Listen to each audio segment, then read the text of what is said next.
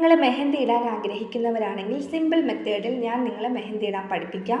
ആദ്യം നമുക്ക് henna basic elements പഠിക്കാം. ആദ്യത്തെ ബേസിക് എലമെൻറ്റ് ലൈൻസ് ആണ്.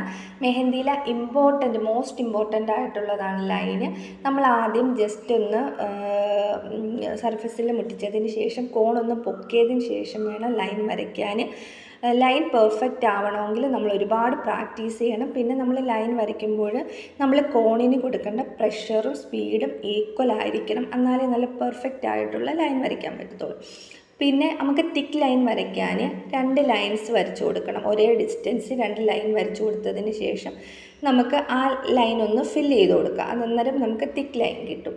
അന്നേരം നമ്മൾ ലൈൻ പെർഫെക്റ്റ് ആയാലേ നമ്മുടെ മെഹന്തി ഡിസൈന് പെർഫെക്റ്റ് ആവത്തുള്ളൂ. എല്ലാത്തിനും ഇമ്പോർട്ടൻ്റ് ആയിട്ട് വേണ്ടുന്നത് ലൈനാണ്. പിന്നെ അടുത്തതെന്ന് വെച്ച് കഴിഞ്ഞാൽ ഡോട്ട്സ് വരയ്ക്കുന്നതെന്ന് വെച്ചാൽ കോണൊന്ന് പ്രസ് ചെയ്ത് കൊടുത്താൽ മതി.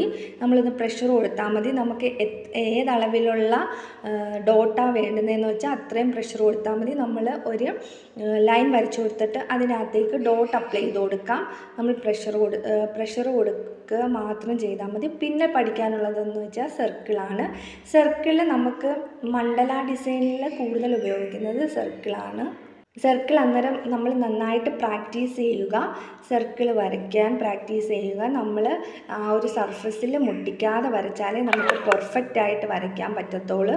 ജസ്റ്റ് തുടങ്ങുമ്പോൾ മാത്രം ഒന്ന് ടച്ച് ചെയ്തിട്ട് പിന്നെ കോൺ പൊക്കി പിടിച്ച് ശേഷം മാത്രം വരയ്ക്കുക. പിന്നെ എല്ലാവർക്കും ഉള്ള സംശയമാണ് നമ്മൾ കോൺ എങ്ങനെയാണ് പിടിക്കേണ്ടതെന്ന്. നമുക്ക് എങ്ങനെ പിടിക്കുമ്പോഴാണ് പെർഫെക്റ്റായിട്ട് വരയ്ക്കാൻ പറ്റുന്നതെന്ന് വെച്ചാൽ അങ്ങനെ പിടിക്കുക. ഓരോരുത്തരും ഓരോ രീതിയിലാണ് പെൻ പിടിച്ച് എഴുതുന്നത്. ആ രീതിയിൽ തന്നെ നമുക്ക് എങ്ങനെയാണ് പെർഫെക്റ്റ് വരയ്ക്കാൻ പറ്റുന്നത് അങ്ങനെ വരയ്ക്കുക.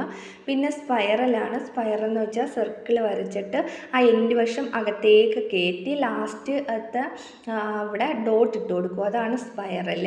പിന്നെ നമ്മുടെ മെയിനായിട്ടുള്ളൊരു ഡിസൈനാണ് ഹംസ്. എല്ലായിടങ്ങളിലും യൂസ് ചെയ്യുന്ന ഒരു ഡിസൈനാണ്. ബോർഡർ ഡിസൈനിലൊക്കെ ഒരുപാട് യൂസ് ചെയ്യുന്ന ഡിസൈനാണ് ഹംസ് എന്ന് വെച്ച് കഴിഞ്ഞാൽ നമ്മുടെ റാ പോലെ ഇരിക്കും. നമ്മൾ റാ എങ്ങനെയാണ് വരയ്ക്കുന്നത് അതേ കൂട്ടാണ് ഈ ഹംസ് വരയ്ക്കുന്നത്. അന്നേരം റാ വരച്ച് റാ നീട്ടി വരയ്ക്കുന്നത് എങ്ങനെയാണെന്ന് വെച്ചാൽ അങ്ങനെയും വരയ്ക്കാം. പല രീതിയിൽ നമുക്ക് ഹംസ് വരയ്ക്കാൻ പറ്റും. നമുക്കിനി ഒരു ലൈൻ വരച്ചിട്ട് ഹംസ് വരയ്ക്കുന്നത് എങ്ങനെയാണെന്ന് നോക്കാം. ഇങ്ങനെ വരയ്ക്കുക. പിന്നെ ഒരുപാട് പ്രാക്ടീസ് ചെയ്താലേ ഏതൊരു ഡിസൈനായാലും അതിൻ്റേതായിട്ടുള്ള പെർഫെക്റ്റ് കിട്ടത്തുള്ളൂ. നിങ്ങൾ പ്രാക്ടീസ് ചെയ്യുമെങ്കിൽ ലൈക്ക് ചെയ്യുക. പിന്നെ നിങ്ങളുടെ അഭിപ്രായം കമൻറ്റ് ചെയ്യുക.